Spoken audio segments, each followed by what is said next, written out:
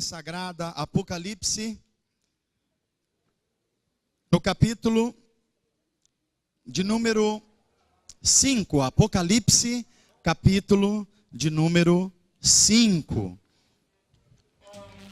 Depois que você achar Apocalipse, marque a sua Bíblia e também ache Isaías, capítulo 6.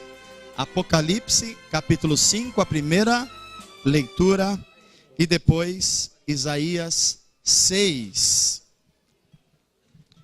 Enquanto você está achando, só vou reforçar hoje, primeira mensagem da série de campanha de Natal, Quem Ama Se Envolve. Nós estamos buscando em Deus e na sua palavra a gente compreender alguns desafios da vida moderna, do nosso dia a dia, para que a gente olhe com discernimento tudo que nós estamos vivendo agora e fazendo, e a gente olhe para a eternidade também. Acho que tem um som em algum lugar. É aqui atrás? Então eu só peço para o pessoal dar um corte ali, por favor. É o Anderson que está controlando? Não?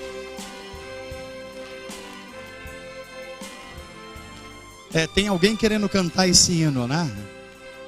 Aclame ao Senhor.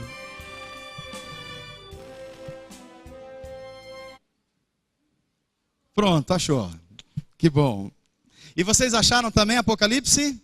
Então vamos ler Palavra de Deus, Apocalipse, capítulo 5, a partir do verso 9. É bom que você entenda o contexto desse texto. O contexto desse texto é João, um dos apóstolos de Jesus. Ele está vivendo um momento no primeiro século dessa era de muitas lutas, de muito sofrimento. João está olhando para os cristãos do primeiro século. Alguns estão indo morrer nos teatros romanos, outros estão sendo proibidos de professar a sua fé, pais separando de filhos por causa da perseguição. João, inclusive, está numa ilha isolado pelo imperador romano. Ele olha o sofrimento, o medo, e ele tem uma visão. E ele tem uma visão dos céus, uma porta aberta nos céus. E a gente vai ler o que é que ele vê.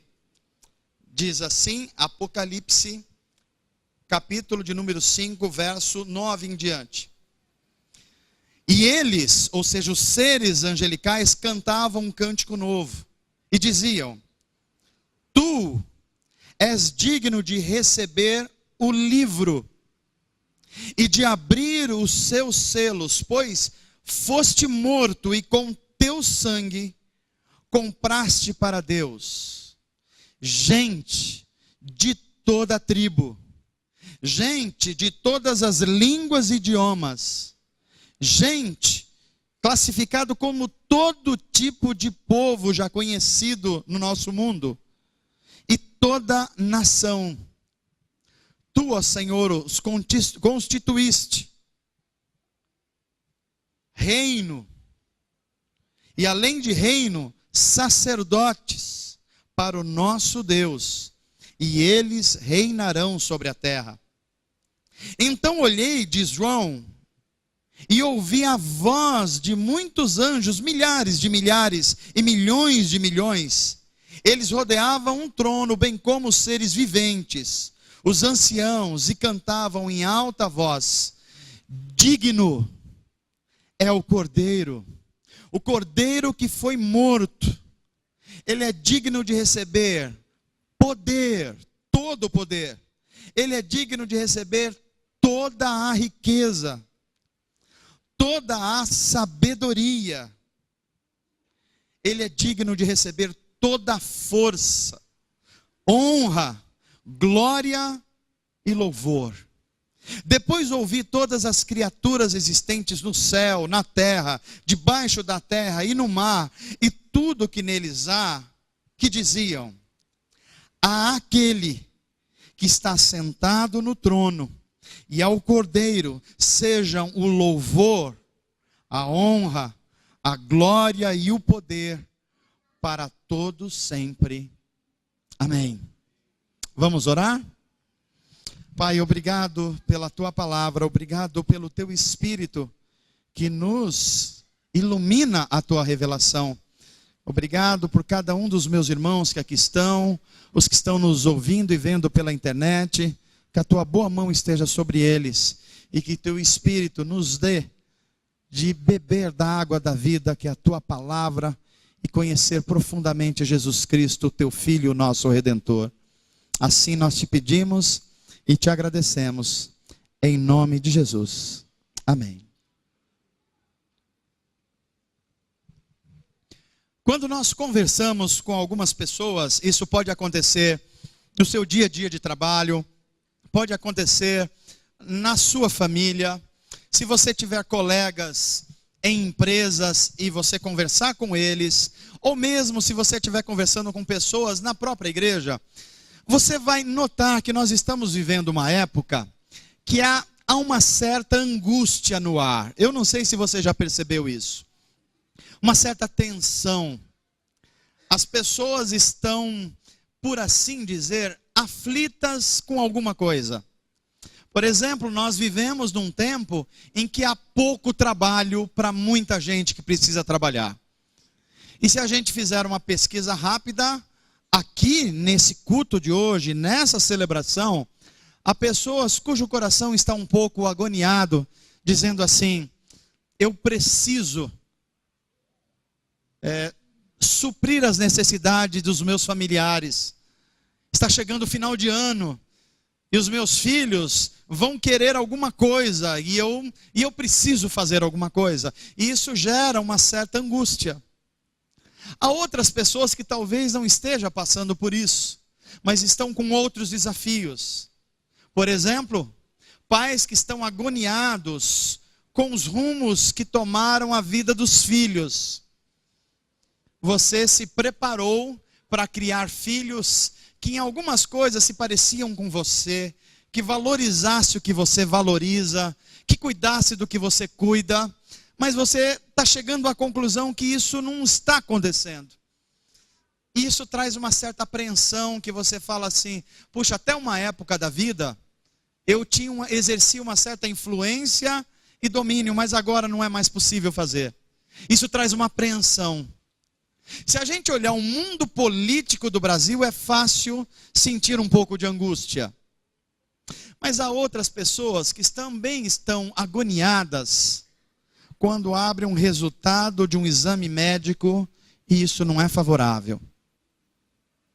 Há pessoas que possam estar no momento da vida buscando conhecimento, buscando crescer, mas elas estão se deparando com filosofias de vida, com propostas de vida, que ao invés de dar direção a elas, estão dando uma visão quase que amarga do mundo, de que o mundo é injusto mesmo, e que a menos que a gente utilize a nossa força, o nosso braço, a menos que a gente faça alguma coisa por nós mesmos, o mundo é mau, é difícil, é injusto, e isso vai gerando uma certa aflição no coração.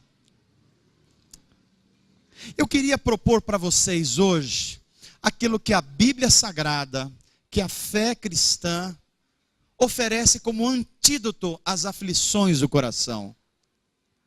Eu queria compartilhar com você hoje aquilo que mulheres e homens na história, vivendo momentos tensos como o que a gente está vivendo hoje, pessoas sendo injustiçadas como a gente vê hoje, muita gente inocente morrendo como a gente vê hoje, e que olharam para tudo isso e à medida que os seus corações ficaram preocupados, eles se voltaram para Deus, eles se voltaram para a palavra de Deus, e algo lhes aconteceu que eles conseguiram viver com esperança e ousadia no meio de um mundo caótico.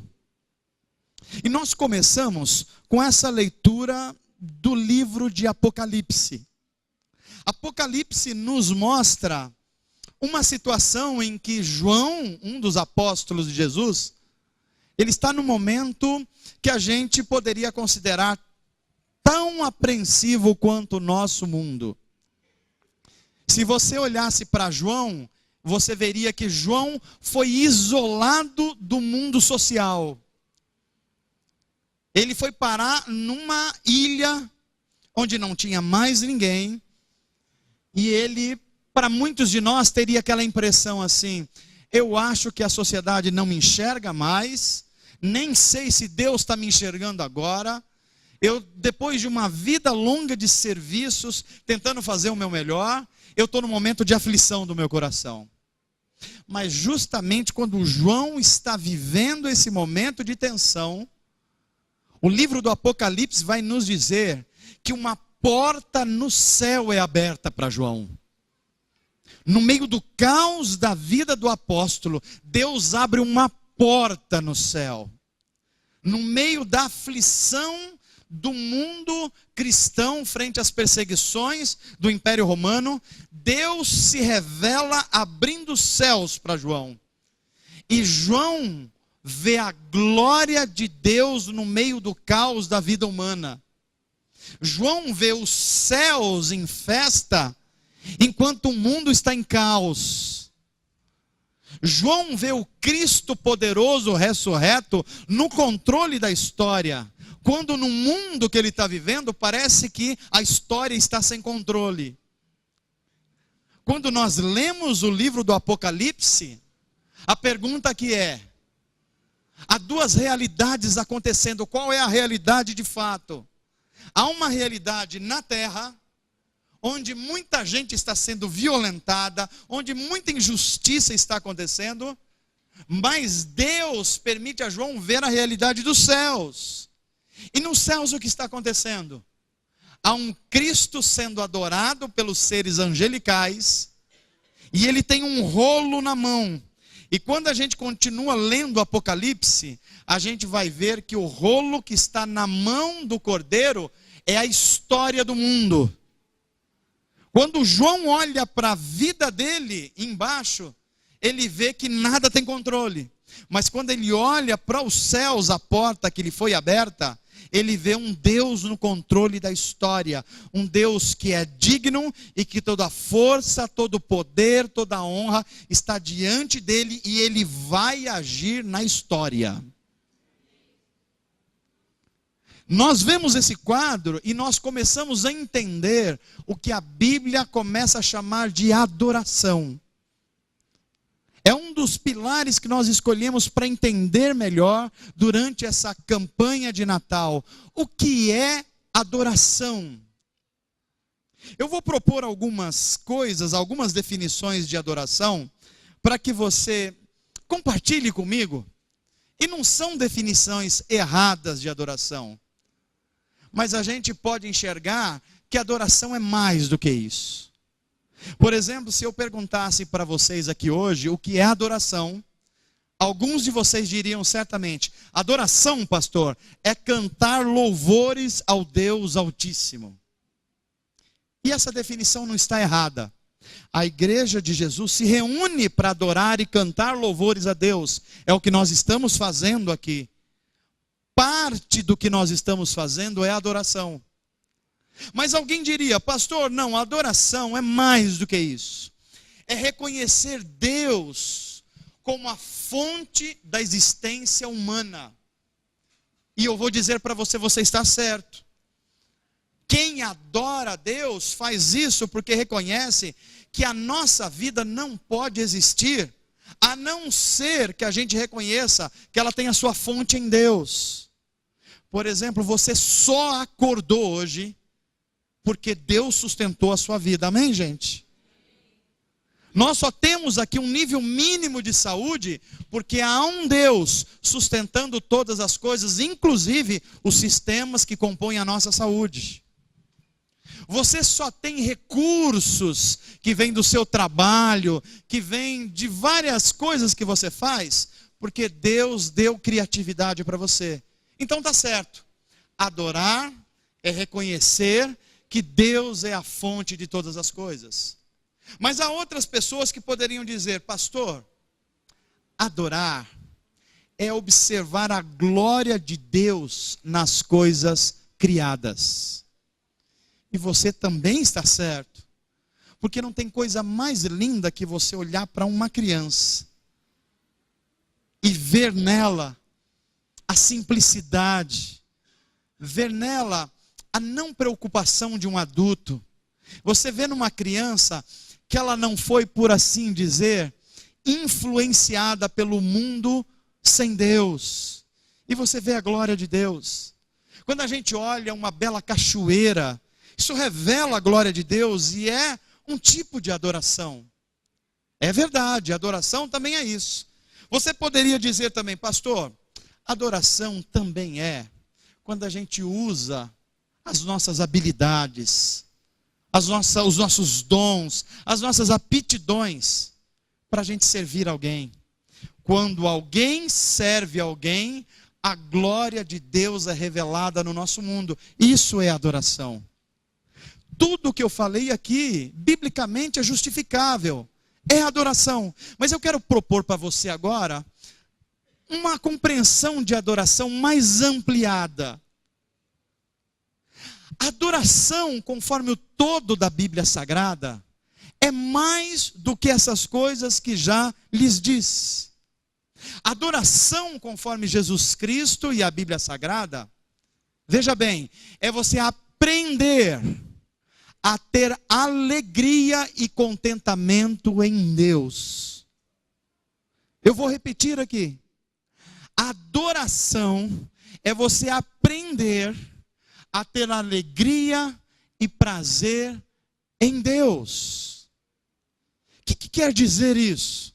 Quer dizer que você pode estar tendo uma visão ao seu entorno, no momento que você está vivendo, de um problema profissional, de um problema familiar, de uma enfermidade, seja qual for a frustração e o sentimento que você tiver no seu mundo, a Bíblia vai dizer que quando nós olhamos para Deus e o adoramos, uma porta no céu nos é aberta para a gente ver a realidade dos céus. Então adorar é você aprender a ter alegria e prazer em Deus, quando no seu entorno as coisas parecem impossíveis e complicadas. Mas deixe-me aprofundar um pouquinho mais essa ideia de adoração bíblica. Adorar é também você ter uma visão dos céus no meio do caos. Eu queria repetir isso para você, para que você entendesse de onde vai brotar a mais genuína adoração da sua vida. Adoração não tem a ver com culto de música. Adoração não tem a ver com um programa gospel. Adoração nem mesmo tem a ver com o cântico que nós fazemos aqui. Porque pode haver cântico, mas não haver adoração, entendeu? Adoração é um estado de coração, é uma prostração diante de Deus. Adoração é ter uma visão dos céus no meio do caos da vida que nós vivemos. É por isso que a Bíblia vai dizer que é possível as pessoas ter paz no meio de uma guerra. Isso é adoração. Ter confiança no meio do desespero. Isso é adoração. E quando nós olhamos para essa definição bíblica do que é, nós vamos entender o que João está dizendo. João está vendo, a igreja parece que vai desaparecer no primeiro século. Os apóstolos morreram a maioria. João está preso em Pátimos. Parece que o Império Romano venceu com a sua religião humanista. Parece que os cristãos vão desaparecer da história. Mas quando ele está olhando para tudo isso, como eu e você, às vezes estamos olhando para um momento da nossa vida, há uma porta que se abre no céu e ele vê Deus. Ele vê Deus com controle da história. Ele vê Deus com controle, inclusive, da sua história. E essa visão faz com que João escreva cheio de alegria e de contentamento. Por quê?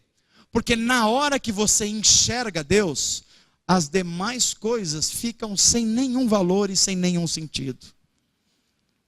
E eu quero dizer para você nessa noite, que está enfrentando os seus desafios, os seus medos, as suas tristezas, seu coração está pesaroso, algo está diante de você hoje com os desafios dessa semana. Eu quero desafiar você, meu irmão, a olhar para os céus e ver a porta que Deus está abrindo para que você veja Ele no controle da história, inclusive da sua história. Adorar é enxergar os céus no meio do caos humano. E quando a gente olha isso, eu gosto muito de ver a vida de um outro homem, além de João, que aprendeu o que é adoração. Seu nome é Isaías.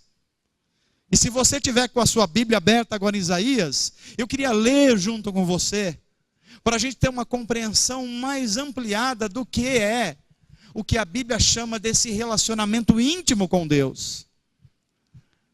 Quando a gente ainda não está no estado de adoração, nós vemos o mundo de um jeito. Quando a adoração passa a inundar a nossa vida e a gente vê o céu aberto, a gente passa a viver de outro modo. Se você abrir a sua Bíblia comigo, eu não sei se nós vamos ter o apoio de Isaías, não é possível? Então vamos ler na nossa Bíblia mesmo, Isaías 6, a partir do verso 5. Eu quero que você abra para a gente ler juntos. Qual é o contexto desse texto? Isaías, igual João, está num momento de fragilidade humana. Ele confiava muito no rei. O rei morre, o rei Uzias. Ele confiava na força da religião judaica. A religião judaica está em baixa. E ele começa a ficar ansioso, desesperado. E aí acontece alguma coisa com Isaías que eu quero ler com vocês. Isaías 6, a partir do verso 5. Isaías vê os céus abertos e diz assim: então gritei, ai de mim, estou perdido, por sou um homem de lábios impuros, e vivo no meio de um povo também de lábios impuros, e os meus olhos viram o Rei, o Senhor dos exércitos. Olha aqui para mim um minutinho, nós vamos continuar essa leitura. Olha o que acontece com alguém que conhece coisas da religião. Isaías era instruído como ninguém na religião judaica. Ele conhecia Yahvé, ele conhecia a lei de Moisés. Mas mesmo assim, o coração dele e a mente dele não estava funcionando de acordo com o seu conhecimento de fé. Porque Isaías está na crise e ele vê Deus, mas ele não ouve Deus. Você vai perceber que ele só vê. E o que ele vê? Ele vê um Deus santíssimo e inatingível, de um lado, e do outro lado quem ele vê? Ele vê o erro dos seus contemporâneos. Ele vai dizer assim: olha Deus, eu vi o Senhor e a coisa ficou complicada para mim.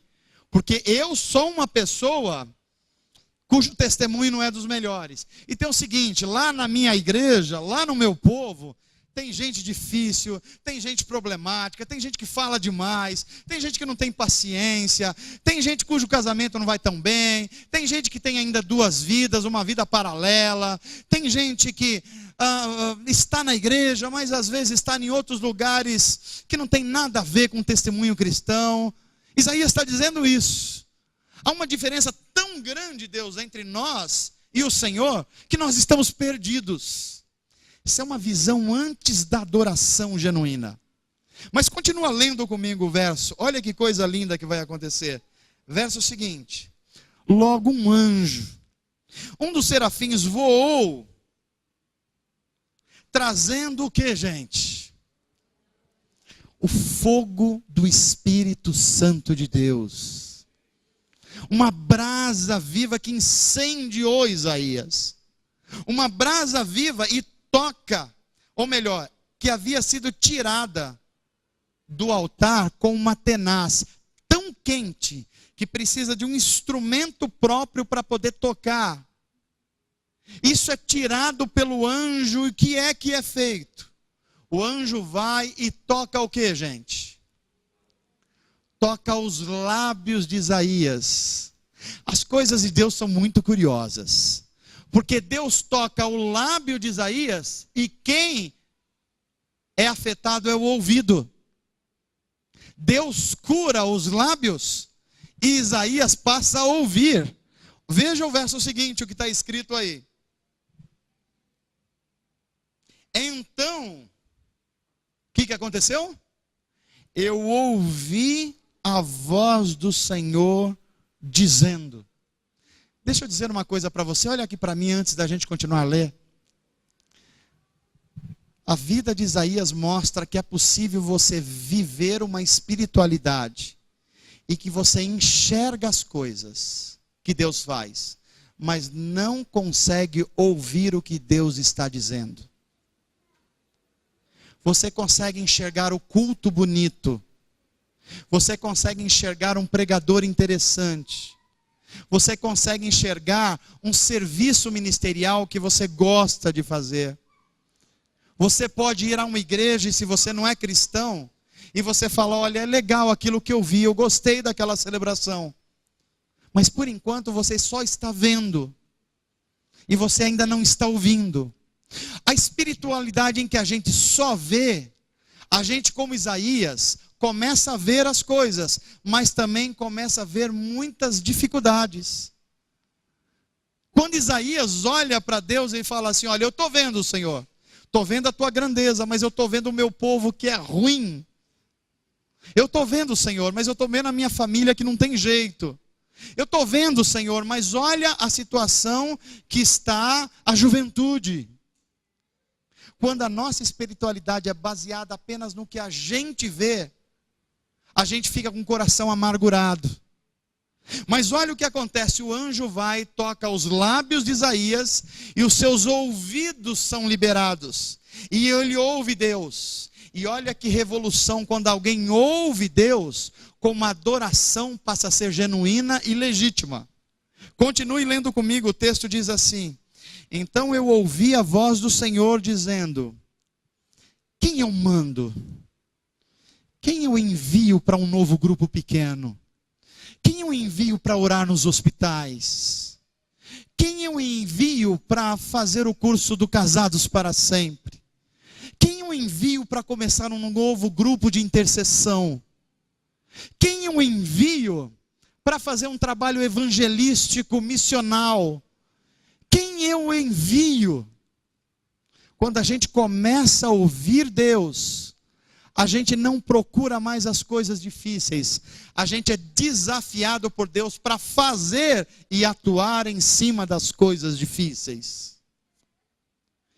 Quem eu enviarei? Isaías responde, eis-me aqui, Senhor, envia-me a mim. Se a história terminasse aqui, a gente ia ter um entendimento errado ainda da adoração.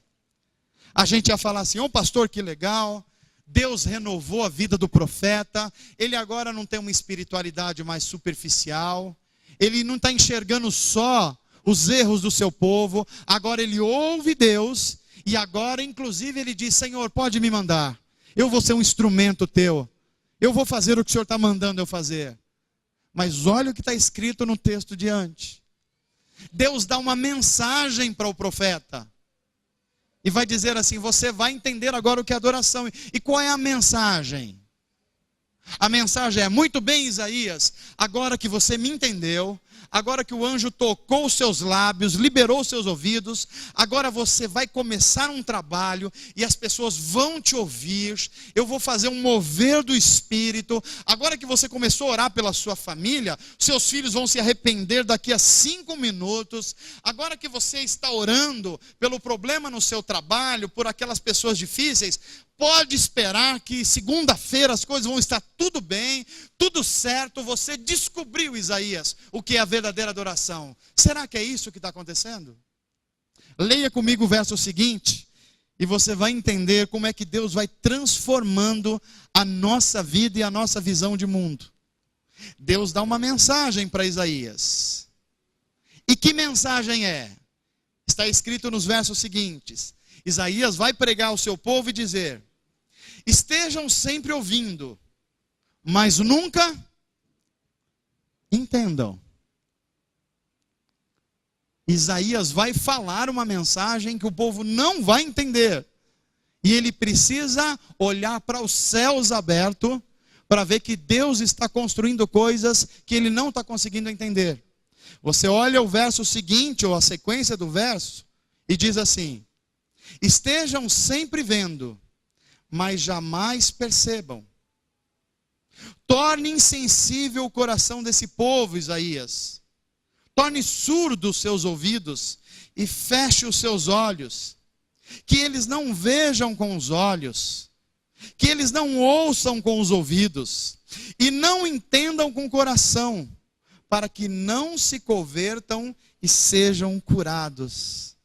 Olha para mim um minutinho aqui para você entender a beleza desse texto bíblico. O que Deus está revelando a Isaías aqui é que ele ia ser profeta de Deus num tempo em que ele ia falar a verdade, mas as pessoas não quereriam ouvir a verdade. Tempo parecido com o nosso. Isaías pregaria em praças públicas e nas redes sociais, mas as pessoas estariam surdos para a sua mensagem. Alguma coisa muito parecida com o nosso tempo? Ele ia falar de justiça, de bondade e de retidão, mas as pessoas não querem ouvir falar de retidão nem de justiça. Elas querem viver a sua própria vontade. Alguma semelhança com o nosso tempo? É esse tipo de mensagem. Isaías fica agoniado. Ele fala: Deus, por que o Senhor vai me mandar para um povo que não vai me ouvir? Como você ora pelo seu filho e fala assim: Senhor, por que eu estou orando pelos meus filhos e nada acontece? Em Isaías você começa a perceber o porquê disso. Por que eu estou orando por essa determinada situação e as coisas não mudam? Em Isaías a gente começa a entender essa verdade. E ele faz uma pergunta para Deus: Deus, até quando isso vai acontecer? Você já orou assim? Alguém já orou assim? Se alguém já orou, levanta a mão assim comigo. Ou é só eu que de vez em quando ora assim: Senhor, até quando? Até quando eu tenho que suportar? Até quando vai essa restrição?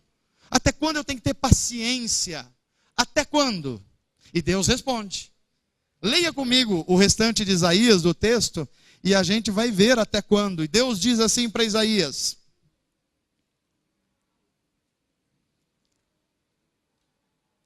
até que as cidades estejam o que, gente? Em ruínas e sem habitantes. Isaías, pregue até que as casas fiquem abandonadas. Isaías, pregue até que os campos estejam totalmente devastados. Até que o Senhor tenha enviado todos para longe. E até que a terra esteja totalmente desolada. Até quando, Senhor, eu tenho que falar sobre isso? Até quando eu tenho que orar?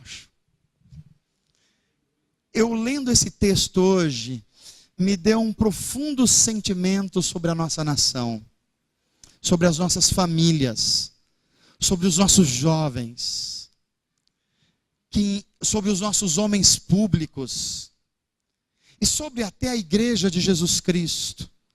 Parece que eu vi um quadro daquela apatia dos cristãos, que fala assim: Senhor, até quando nós vamos ter Brasília desse jeito?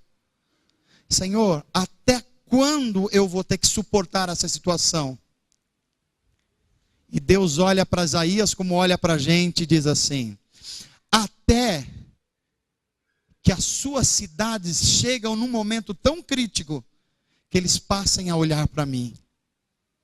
Até que essas novas ideias de formações familiares cheguem num caos total, que eles terão que olhar para mim. Até que homens e mulheres que tentam construir as suas vidas ao seu modo e ao sabor dos seus sentimentos, cheguem no limite do sofrimento e da decepção, e aí eles comecem a olhar para mim. Mas se a mensagem terminasse aqui, eu estaria pregando para vocês uma mensagem apenas de juízo. Mas o que é o belo na Bíblia Sagrada é que o Evangelho de Jesus, ele é mostrado em verdade, mas em amor. Tem amor para o coração abatido, mas tem verdade para o coração enganado. E olha o que acontece nos textos seguintes, no finalzinho agora do capítulo que a gente está lendo. E eu queria que você acompanhasse a leitura comigo. O último verso diz: e ainda que sobre uma 10ª, eu também exercerei juízo. E aí vem a parte que eu acho extraordinária. Mas, o texto começa com um mas. Sabe o que significa mas na língua portuguesa? É que uma coisa vai mudar. Vinha vindo uma coisa no estado e agora vai vir para outro. Se havia um caos, agora vai vir uma coisa boa. Então o texto diz assim: mas assim como essa árvorezinha, o terebinto e o carvalho deixam o tronco quando são derrubados, assim a santa semente será o seu tronco. Olha aqui para mim essa última parte da minha mensagem de hoje. A Bíblia, quando vai falar da vida que olha para os céus no meio do caos, ou seja, a vida que aprendeu a adorar, ela vai comparar a 2 árvores. Uma árvore primeira se chama carvalho. Você já deve ter visto em figuras, em filmes, um carvalho. O que é um carvalho? É uma árvore tão grande, tão alta, que ela pode atingir 40 metros. Um carvalho, ele vive no mínimo saudável 500 anos, podendo chegar a 1000 anos de existência. Um carvalho, se você chegar numa floresta, uma das primeiras coisas que você vai ver é o carvalho, porque ele é alto, ele é algo que aparece e ele é algo que é firme. Mas não é só isso. Quando a gente olha para essa árvore chamada carvalho, a gente vai ver umas características que devem ser as características da vida que aprendeu a ver o céu aberto no meio do caos. Sabe o que acontece com o carvalho? O carvalho é uma árvore que ele é tão forte, que é muito difícil as pessoas conseguirem derrubar, mesmo um lenhador. Muito menos as tempestades. Se você quiser pesquisar depois na sua casa, pode ver isso na internet ou em qualquer lugar. O carvalho, ele tem o seu tronco e as suas raízes muito mais forte que as outras árvores. E por quê? Porque ele usa a força das tempestades. E à medida que as outras árvores vão quebrando com uma tempestade, vão abaixando e quebrando, o carvalho é capaz de ele ter uma função no seu tronco, que ele vai se retorcendo para se adequar à situação presente sem que se quebre. E sabe o que acontece? Esse retorcer dessa árvore faz com que ele fique cada vez mais forte. Quanto mais forte é a tempestade, mais forte fica o carvalho. Está entendendo a analogia para a sua vida? Isso é uma vida que está vendo os céus abertos no meio do caos. Mas não é só isso. Quanto mais o vento dá com força no carvalho, mais as raízes dele vão se aprofundando. Então, quanto mais o vento é forte, mais profundas são as raízes. Não é assim que a gente vê o Salmo 1? Aquele que é feliz. Como é feliz aquele que tem os seus caminhos na lei do Senhor. Ele é como uma árvore plantada junto a ribeiros de água. Ele está bem enraizado. Ele não sofre com as intempéries, porque ele vai se fortalecendo. E sabe de uma coisa legal? O carvalho, quando ele não é derrubado pelas tempestades, mas chega uma multinacional, chega um lenhador e fala assim: ó, vamos derrubar esse carvalho. Já deu, ele tem 500 anos, ele tem 800 anos, nós vamos construir aqui uma outra coisa. quando alguém corta o carvalho, tem que deixar um toco, porque é quase impossível arrancar ele das suas raízes. E sabe o que acontece com o carvalho? Depois de um tempo que ele está cortado no seu tronco, as suas raízes se mantêm e ele começa a brotar novamente, novamente, novamente. Sabe o que isso significa para mim e para você? Se a nossa vida for aquela vida que vê os céus abertos, não importa a tempestade que você e eu passamos, não importa os ventos da vida pelo qual eu e você passamos, mesmo se a vida cortar algumas coisas da gente, do broto dessa árvore, Deus vai suscitar vidas novas para a glória de Deus. Agora tem uma segunda árvore. Essa segunda árvore talvez você nunca tenha ouvido falar, o nome dela é terebinto. Uma árvore é essa que eu expliquei para vocês, e a outra se chama terebinto. É uma árvore pequena, ela não cresce como o carvalho com 40 metros. O terebinto cresce no máximo 10 metros. Mas só que ele tem duas características muito interessantes. O terebinto, se ele estiver plantado a 1 quilômetro de distância, você consegue sentir o cheiro do seu aroma. E sabe quando é que o aroma dessa árvore fica ainda mais cheiroso? Justamente quando alguém fere ela, quando alguém tira uma casca dela, quando alguém molesta ela, aí que o cheiro exala mesmo e tudo ao redor fica contagiado pelo cheiro dessa árvore. Você deve estar percebendo que isso tem uma analogia com a sua vida. Aqueles que estão vivendo no caos, mas estão chegando a uma porta aberta no céu, e a sua vida transpira essa adoração. Quanto mais você for ferido pelos problemas da vida, mais o bom cheiro de Cristo vai se revelar em você. Mais o fruto do Espírito vai se revelar em você. Mais a paciência, mais a bondade, mais a benignidade, mais o domínio próprio. Por quê? Porque você está exalando o bom perfume de Cristo na sociedade. Mas tem mais. O terebinto, além de um cheiro excelente, que perfuma todo o ambiente, quando ele é molestado por um facão, quando alguém lhe tira a casca, ele produz uma seiva. E essa seiva é um remédio que cura as inflamações de muitos seres humanos ainda hoje, lá no Oriente Médio. É impressionante como isso tem uma analogia com o próprio Jesus Cristo. Porque Jesus Cristo foi levantado no madeiro. Os maiorais da sua época o xingaram. Vem um soldado e feriu-lhe com uma lança. Ele foi sendo ferido. Veio outro e deu um tapa no rosto dele. Teve um outro que disse assim: você não é Deus? Então sai dessa cruz, aí salva você e salva a gente aqui também. E à medida que ele ia sendo ferido, ele ia produzindo uma seiva de vida que ia curar as enfermidades dos seres humanos.